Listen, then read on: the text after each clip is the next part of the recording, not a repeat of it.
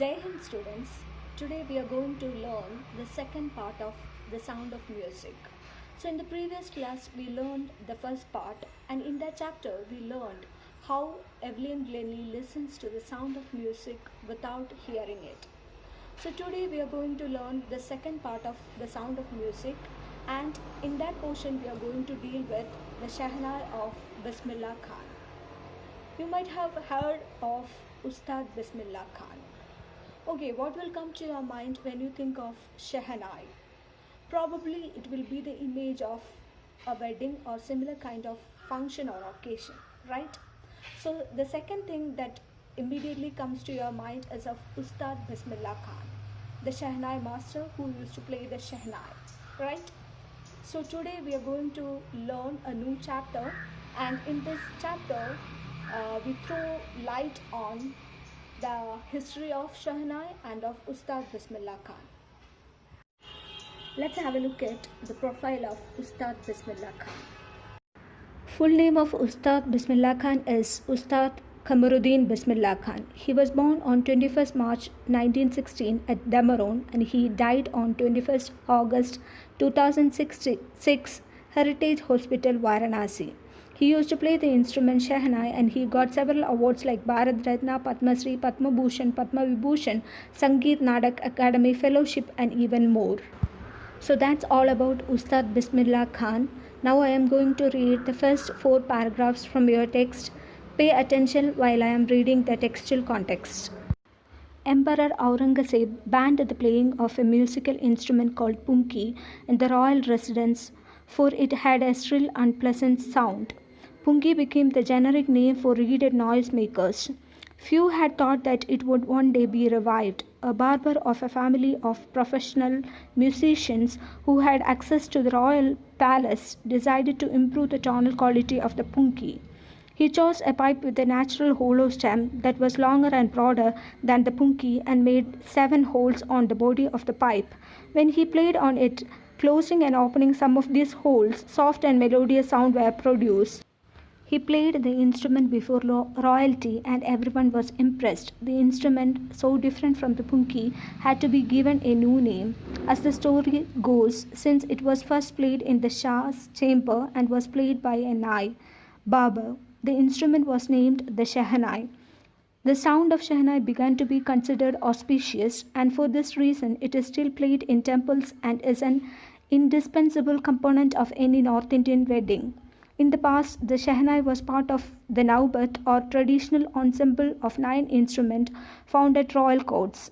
Till recently, it was used only in temples and weddings. The credit for bringing this instrument onto the classical stage goes to Ustad Bismillah Khan. As a 5-year-old, Bismillah Khan played Gilidanda near a pond in the ancient estate of Damoron in Bihar. He would regularly go to the nearby Bigarji temple to sing the Bhojpuri Chaita, at the end of which he would earn a big laddu weighing 1.25 kg, a prize given by the local Maharaja. This happened 80 years ago, and the little boy has travelled far to earn the highest civilian award in India, the Bharat Ratna. Born on 21st March 1916, Bismillah belonged to a well-known family of musicians from Bihar. His grandfather, Rasul Bas Khan, was the Shehnai Nawaz of Bhojpuri King's court. His father, Paigambir Bas, and other paternal ancestors were also great Shehnai players. Once Emperor Aurangzeb banned the playing of a musical instrument called punki. Why? Because it had a shrill, unpleasant sound. That's why he banned playing the musical instrument in the royal residence. Punki became the commonest name for reeded noisemakers. What do you mean by the word a reed? Reed means a wind instrument which have reeds like flute, clarinet, etc. So once a barber decided to improve the tone quality of punki. So he is from a professional musician's family, and he decided to improve the tonal quality of punki. For that, what he did was he chose a pipe with natural hollow stem, and he made 7 holes on the body of that stem. So he closed some of the holes and opened it, and he immediately noticed that it produced soft, melodious sound. So he decided to present it in front of the court. So he presented in front of the court, and everybody was impressed by his performance.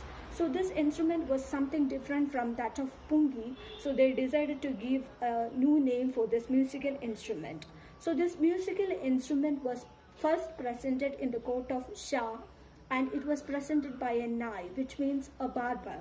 So they decided to give this instrument the name as Shahnai.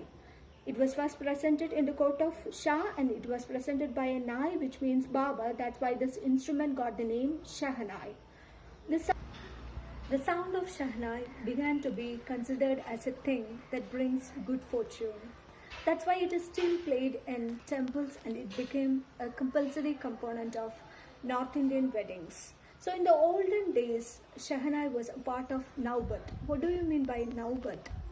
It's a musical instrument. Or the traditional ensemble. What do you mean by the word traditional ensemble? Which means a group of instruments. So Shahnai was one among the 9 musical instruments found at the royal court.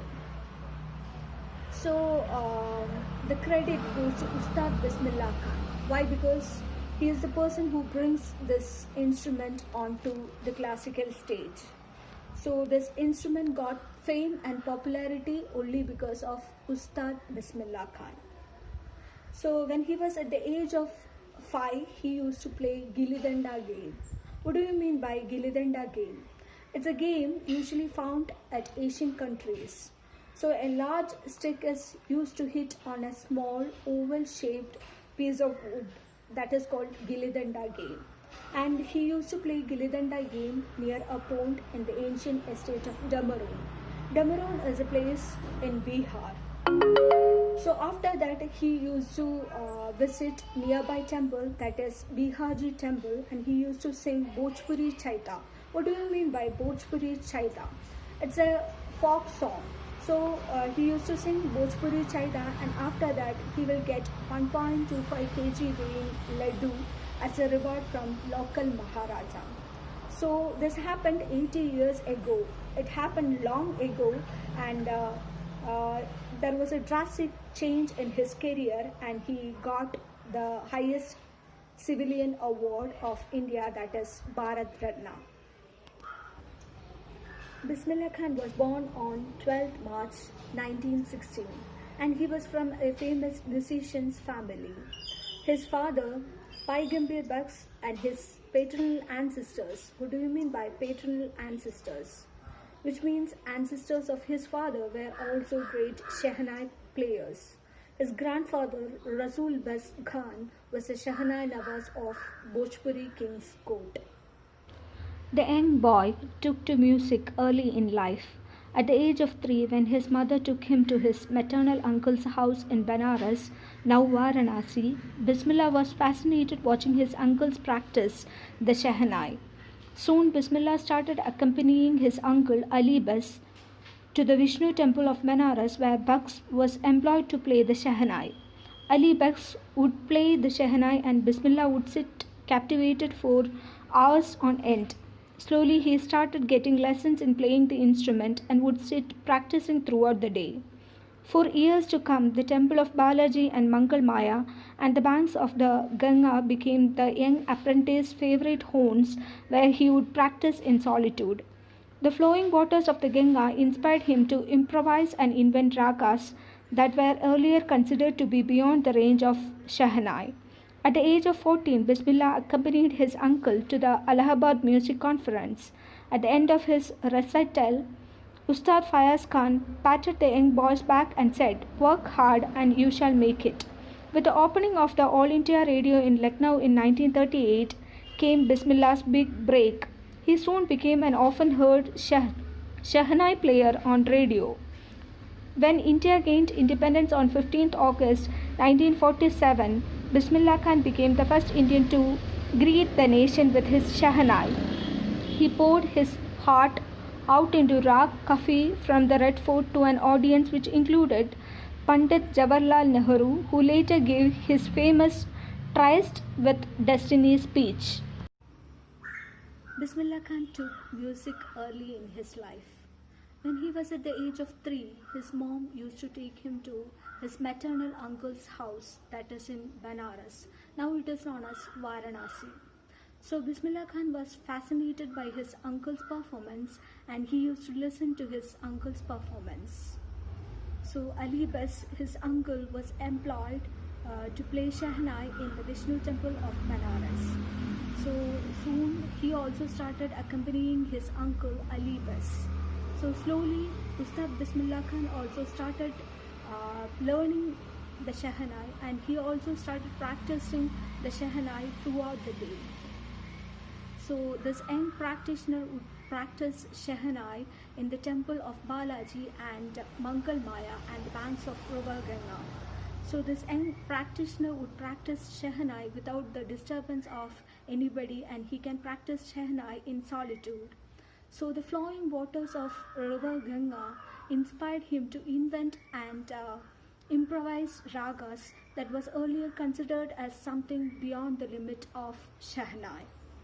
At the age of 14, he accompanied his uncle Ali Bas to Allahabad Music Conference. After finishing his performance, Ustad Fayaz Khan patted on his back and said, "Work hard and you shall make it." So it became a big break to Ustad Bismillah Khan with the opening of All India Radio in Lucknow in the year 1938, and he became often heard Shehnai player on radio, which means that he used to give performance on All India Radio. He became the first Indian to greet our nation with his Shehnai when India got independence on 15th August 1947. And he performed Raag Kafi in Red Fort to an audience which included Jawaharlal Nehru, who later gave Tries with Destiny speech. So Tries with Destiny was a speech delivered by Jawaharlal Nehru on the eve of India's independence. Bismillah Khan has given many memorable performances both in India and abroad. His first trip abroad was to Afghanistan, where King Sahir Shah was so taken in by the maestro that he gifted him priceless Persian carpets and other souvenirs. The King of Afghanistan was not the only one to be fascinated with Bismillah's music. Film director Vijay Bhatt was so impressed after hearing Bismillah play at a festival that he named a film after the instrument called Gunj Udi Shehnai. The film was a hit, and one of Bismillah Khan's compositions, Dil Ka Khilona Hai Toot Gaya, turned out to be a nationwide chartbuster. Despite this huge success in the celluloid world, Bismillah Khan's venture in film music were limited to two: Vijay Bhatt's Gunj Udi Shehnai and Vikram Srinivas' Kannada venture Sanadi Apana. "I just can't come to terms with the artificiality and glamour of the film world," he says with emphasis. Awards and recognition came thick and fast. Bismillah Khan became the first Indian to be invited to perform at the prestigious Lincoln Center Hall in the United States of America. He also took part in the World Exposition in Montreal, in the Cannes Art Festival, and in the Osaka Trade Fair. So well known did he become internationally that an auditorium in Tehran was named after him, Tahar Mosque Ustad Bismillah Khan. National awards like the Padma Shri, the Padma Bhushan, and the Padma Vibhushan were conferred on him. In 2001, Ustad Bismillah Khan was awarded India's highest civilian award, the Bharat Ratna. With the coveted award resting on his chest and his eyes glinting with rare happiness, he said, "All I would like to say is, teach your children music. This is Hindustan's richest tradition. Even the West is now coming to learn our music." Ustad Bismillah Khan gave many memorable performances both in India and in abroad. So his first abroad trip was to Afghanistan, where King Sahir Shah was very much impressed by his performance, and he gifted him priceless Persian carpets and many other souvenirs. Souvenirs means a thing that is gifted in memory of a person or an event. So King Sahir Shah was not only the person who was impressed by the performance of Ustad Bismillah Khan. The film director Vijay Bhatt was also impressed by his performance, and he named a film after the instrument Goonj Udi Shahanai. So Goonj Udi Shahanai was a film directed by Vijay Bhatt in Hindi language in the year 1959. So this film narrates the story of a Shehnai player, and it features Shahanai maestro Ustad Bismillah Khan throughout the film. So this film was a hit, and Ustad Bismillah Khan's composition Dil Ka Khilona Hai Toot Gaya was also became a hit. So it became a record breaker, and apart from the huge success in the film music, his film music performance were limited to two, and the first performance was Vijay Bhatt's Goonj Udi Shahanai, and the second was Vikram Srinivas Kannada venture, that is Shanadi Appina. Ustad Bismillah Khan said that he can't come to terms with the artificiality and glamour of the film world, which means that he was not fascinated by the film world, and his performance were limited to two. And awards and recognitions came after him, and he was the only Indian who was invited to perform the prestigious Lincoln Center Hall in the United States of America. And he also took part in the World Exposition in Montreal in the Cannes Art Festival, and he also took part in Osaka Trade Fair. So he became known internationally, and an auditorium was named after him in Tehran. It is Tahar Mosque Ustad Bismillah Khan. He also got many national awards like Padma Shri, Padma Bhushan and Padma Vibhushan. So in the year 2001, he was awarded India's highest civilian award, that is Bharat Ratna. So he received this award with utmost happiness, and he said, "All I would like to say is teach your children music. This is Hindustan's richest tradition. Even the West is now coming to learn our music." In spite of having travelled all over the world, Khan Saab, as he is fondly called, is exceedingly fond of Benares and Dameron, and they remain for him the most wonderful towns of the world. A student of his once wanted him to head a Shehnai school in the USA, and the student promised to recreate the atmosphere of Benares by replicating the temples there. But Khan Saab asked him if he would be able to transport river Ganga as well. Later he is remembered to have said, "That is why whenever I am in a foreign country, I keep yearning to see Hindustan. While in Mumbai, I think of only Benares and the holy Ganga. And while in Benares, I miss the unique mata of Dameron." Ustad Bismillah Khan's life is a perfect example of the rich cultural heritage of India, one that effortlessly accepts that a devout Muslim like him can very naturally play the Shehnai every morning at the Kashi Vishwanath temple. Ustad Bismillah Khan passed away on 21st August 2006 at the age of 90 after a prolonged illness. He was given a state funeral, and the government of India declared one day of national mourning. Ustad Bismillah Khan travelled all over the world, but he was fond of two towns, that is Benares and Dameron. So for him, the most wonderful towns of the world are Benares and Dameron. Once a student of Ustad Bismillah Khan wanted him to lead a Shehnai school in the United States of America, and the student promised him that he will recreate the atmosphere of Benares by replicating the temples. But Ustad Bismillah Khan asked him that will he able to replace or transport the holy river Ganga. Whenever he was in a foreign country, he kept yearning to see Hindustan. While in Mumbai, he will think only of Benares and river Ganga. While in Benares, he will think of the unique Matha of Dameron. Matha means a lassi-like drink. So the life of Ustad Bismillah Khan was a perfect example of our rich cultural heritage of India. So he was a devout Muslim, and he will effortlessly accept that he can play Shahnai every morning at Kashi Vishwanatha temple. Ustad Bismillah Khan passed away on 21st August 2006 at the age of 90, and he was seriously affected by an illness. So the state funeral and government of India declared one day national mourning. Let's discuss the textual question answers. Why did Aurangzeb ban the playing of the punki? Answer: Aurangzeb banned the playing of punki because it had a shrill, unpleasant sound. Second question: how is a shahnai different from a punki? Answer: a shahnai is a pipe with a natural hollow that is longer and broader than a punki. It has 7 holes on the body of the pipe. Third question: where was the shahnai played traditionally? How did Bismillah Khan change this?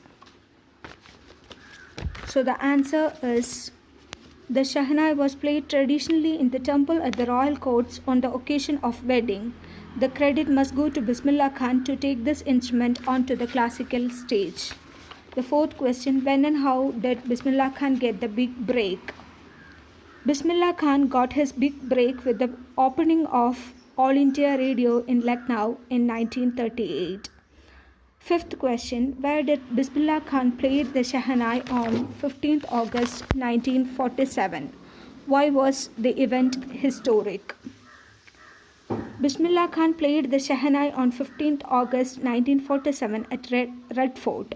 He was the first Indian to greet the nation with his musical instrument. This event was historic because we got independence on that day. He poured his heart out in the presence of a large number of people, including Jawaharlal Nehru. Sixth question: why did Bismillah Khan refuse to start a shahnai school in USA? Answer: he refused to start a shahnai school in the USA because he never wanted to leave India. He loved India so much and he did not want to settle anywhere except India. That is why whenever he was in a foreign country, he kept yearning to see Hindustan. Last and final question: find at least 2 instances in the text which tell you that Bismillah loves India and Banaras. Answer: Bismillah loves India and Banaras. That's why whenever he was in a foreign country, he keeps yearning to see Hindustan, and while he was in Mumbai, he will only think of Banaras and the holy river Ganga, and while he was in Banaras, he will miss the unique Matha of Damaron. Hope all of you understood the chapter very well, and thank you. Have a nice day.